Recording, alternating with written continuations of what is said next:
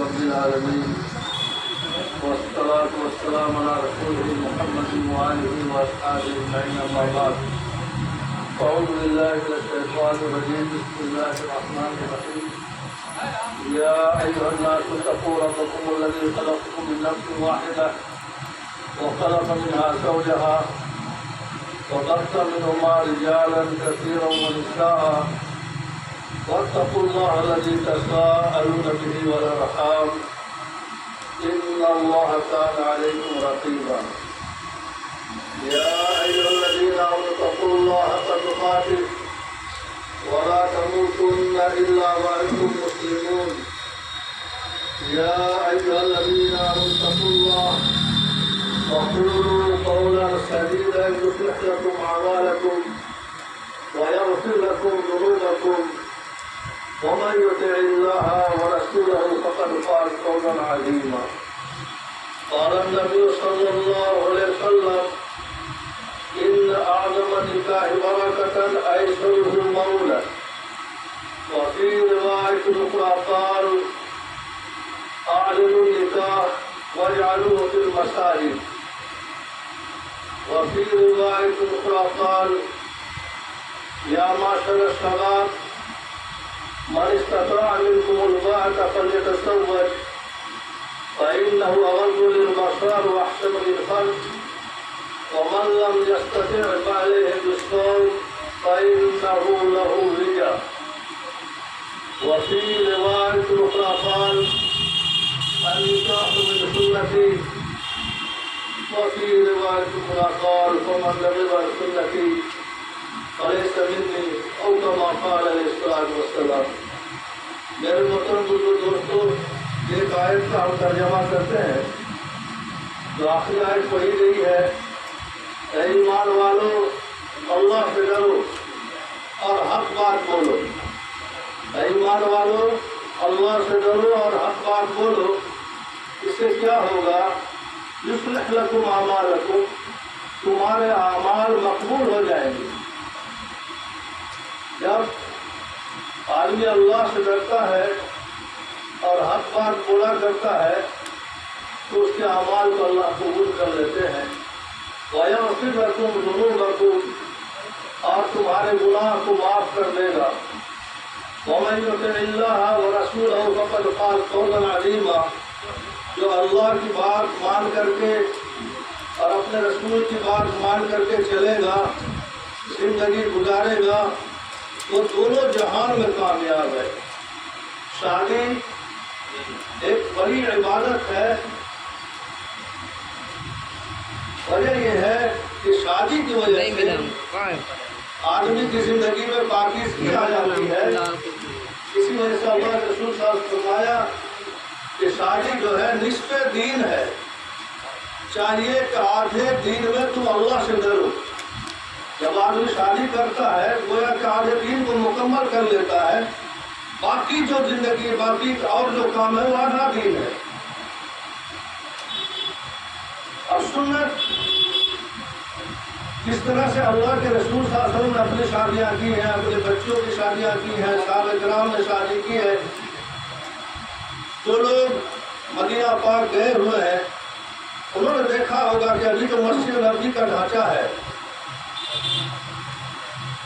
پورا مدینہ پاک حضور صلی اللہ علیہ وسلم کے زمانے میں وہ پوری آبادی تھی. اس میں جب شادی ہوا کرتی تھی, کسی صحابی کی شادی ہوتی تو حضور صلی اللہ علیہ وسلم کو پتہ نہیں چلتا. کسی صحابی نے حضور کو اس کی دعوت نہیں دی کہ حضور آپ ہمارا نکاح پڑھا دیجئے, ہماری شادی ہے. ایک رسم ہمیں یہ بھی آ گئی ہے کہ فلاں صاحب نکاح پڑھائیں. نکاح کیا ہے؟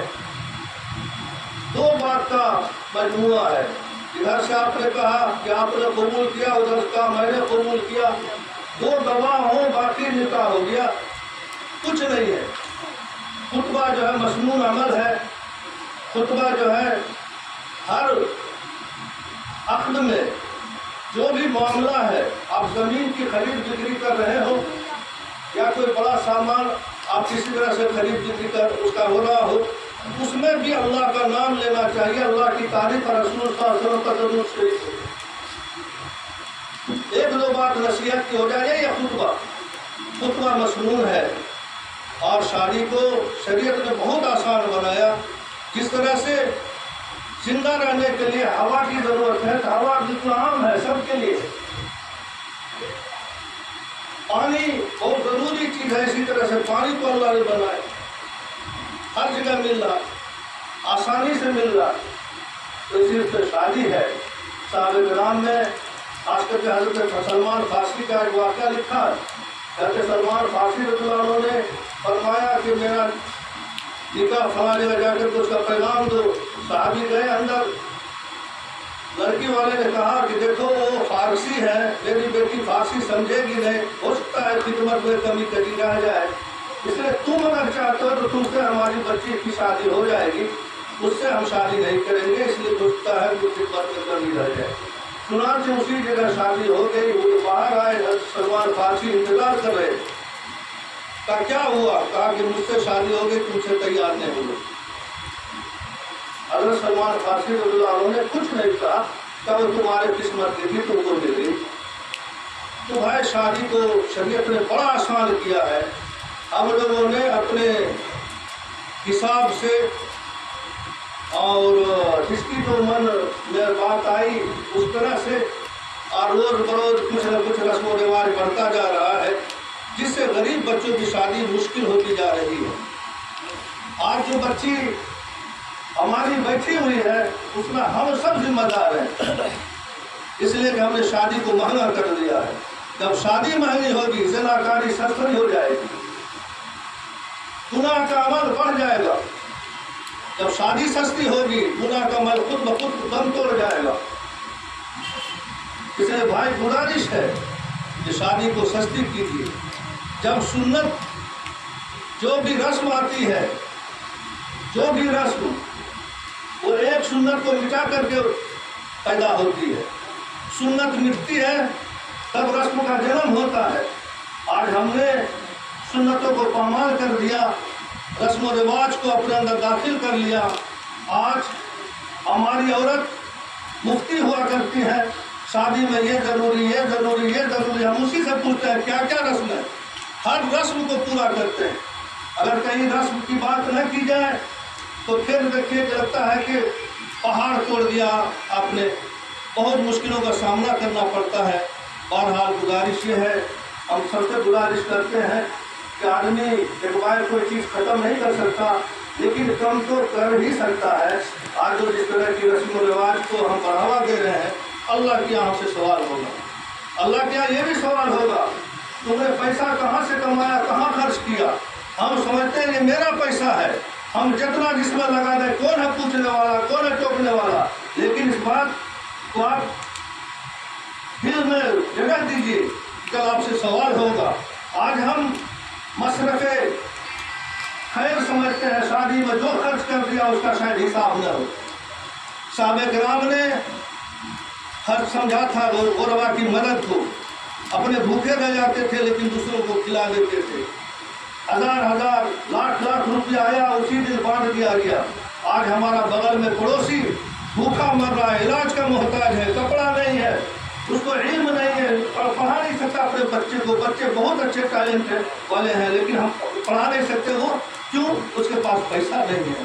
لیکن آج ہمیں شادی میں خرچ کرنے کے لیے لاکھوں روپیہ مہیا ہے، اور ہم جیسے چاہتے ہیں پانی کی طرح بہا دیتے ہیں۔ کل حساب ہوگا، ہم حساب کے لیے تیار ہیں۔ اللہ تعالیٰ ہم سب کو عمل کی توفیق عطا فرمائے۔